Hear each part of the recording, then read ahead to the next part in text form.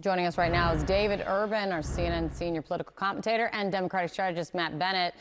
Good morning, gentlemen. Happy 100 days. David, 100 days in, what's the high point and what's the low point for this president? Yeah, so Kate, I think, look, there's a lot of high points. That this president, this first 100 days, has probably been the most consequential first 100 days of any presidency. As Mark said in the previous segment, look, this president has come in with ruthless efficiency to reshape and reform and break, right, lots of things in the federal government that the electorate wanted to see done. So in terms of, you know, his promises made, promises kept on the woke portion of things, you know, routing out anti-Semitism on college campuses, cutting waste and fraud and abuse in the federal government programs, A+. The tariffs, as you said, people at home, even though the economy is pretty stable. I just read a fact, March data from the Federal Reserve Bank says that inflation, core inflation, is at its lowest since March of 2021. Gas prices are down 50 cents over a year ago. So, you know, real people at home sitting there, they're not feeling the impact as of yet. But I think the messaging from Wall Street, who hates this fair trade notion, this tariff policy that Trump campaign has put in, the Trump administration has put in, has been a little bit rocky. So I think the fixing the woke, A+, fixing the broke, needs a little bit of a work to go. But listen, Kate, the good news is we still have 1,361 days to go. And who's counting?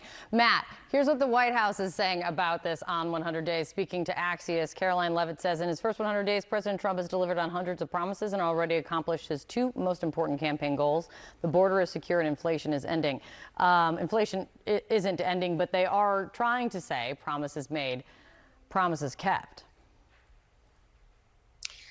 I guess so, but I gotta say, I agree only with David on the idea that this has been a consequential 100 days. There's no doubt about that.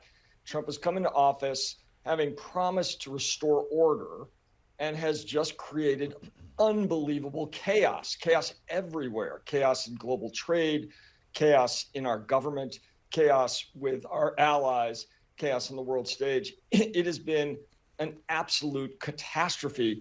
And if he's looking at March numbers, David might be whistling past the graveyard, because Amazon today announced they're going to start putting tariff tax numbers on every item that they list. People are going to know precisely what this president is doing to them for no reason, on purpose.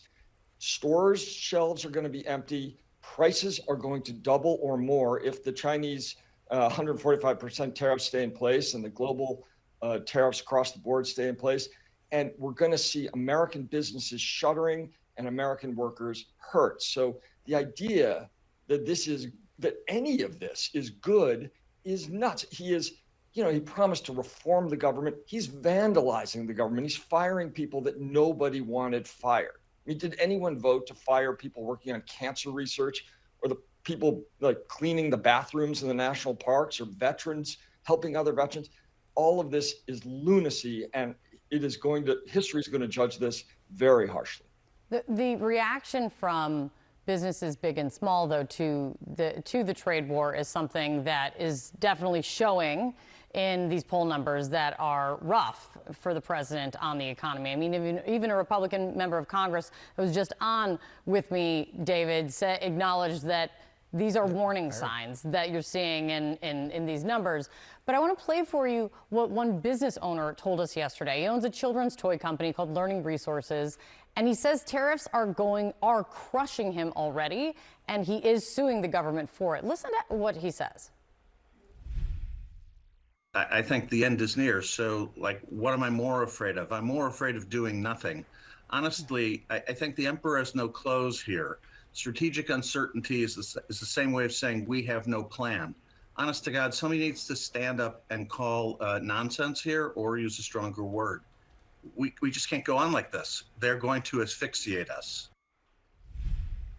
He literally says it like he's fourth generation company. He has no idea what the future is going to hold. I mean, should the White House be listening to this and more concerned than they show that they are?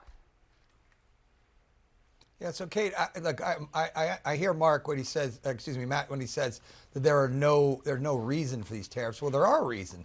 The administration is trying to reshore jobs. They're trying to bring back manufacturing to this country. They have over $7 billion in commitments to build new factories and bring things back. TSMC has pledged $100 billion to build 5 new chip plants. And so I hear the gentleman there talking, and I, obviously I'm sympathetic to his cause, but a lot of this has been taking place over years and years and years. Remember Ross Perot, that giant sucking sound? He was talking about jobs going overseas. How many years ago was that? And so every administration, again, to Matt's point, is whistled past the graveyard, watching our jobs, high-paying, good jobs, go overseas. Everybody can't work in the gig economy. Everybody can't do, be an influencer working from home doing something. So this country, this president, this administration is looking to reshore jobs, bring back American manufacturing. It's a top priority. And Kate, I was remiss in not mentioning that the Laken Riley Act is probably one of the proudest moments of this administration in the first 100 days. And I should have mentioned that earlier.